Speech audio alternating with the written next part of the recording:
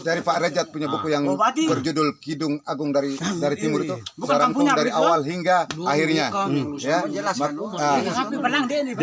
Maka saya merangkumkan semua itu menjadi sebuah cerita yang berjudul Menghilang Sejarah, Mengukir Kenangan. Berpuluh tahun telah berlalu, kepergian Garuda tidak berlabel, tidak bergaris, tidak bertabel, berbagai faedah tidak bermakna, selalu berulang dan terus berdobel. Aku ini manusia kecil, lahir di hutan, besar di kampung, pendidikan di desa, bekerja di kota. Sepanjang hidupku siap berkorban demi sesama, tidak ku kenal beban. Perjalanan hidupku penuh cobaan, yang baik dan buruk tidak kusangka, yang susah dan senang itu barang biasa, yang lahir dan batin cukup terasa, sehingga aku menjadi manusia dewasa. Dewasa hidupku berada di kota, pekerjaan yang aneh tetapi nyata. Kota kenangan ibu kota Jakarta, kota idaman Lampung Permai, kota kebanggaan Bogor yang nyaman, Tirosa Kupang kota kesayangan, Kalabahi Alor kota kemenangan, Laran Tukarenya kota ketenangan, daerah Lembata kota kedamaian. Bertahun-tahun ku rela menderita, selalu dipaksa meskipun tersiksa, seperti penjara yang tidak diperiksa.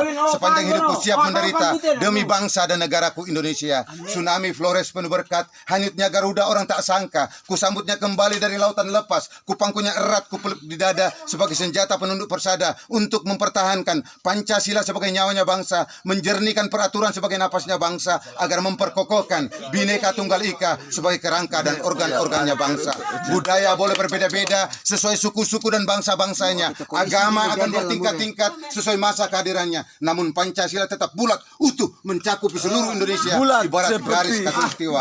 Marilah kita jadikan Pancasila itu sebagai bumi kita berpijak, dan agama itu sebagai rumah tempat kita tinggal, dan budayanya itu sebagai arsitek atau lambang-lambang daripada rumah-rumah yang kelak akan kita huni. Kini sudah saatnya aku harus berbicara. Apapun bentuknya aku mau diperiksa. Siapapun orangnya aku harus bertanya. Kepada yang berwajib ataupun yang berkuasa.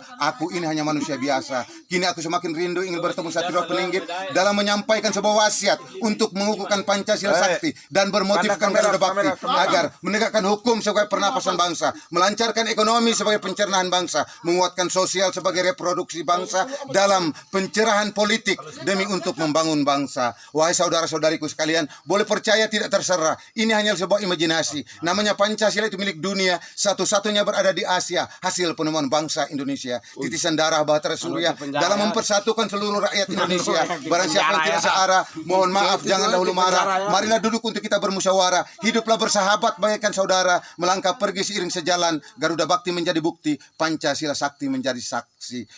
Akhir kata, pai Rian Raya, nimon roho natan kare kalau olo ngawang pare, obi sorong harak nateng, naku bale wati daten.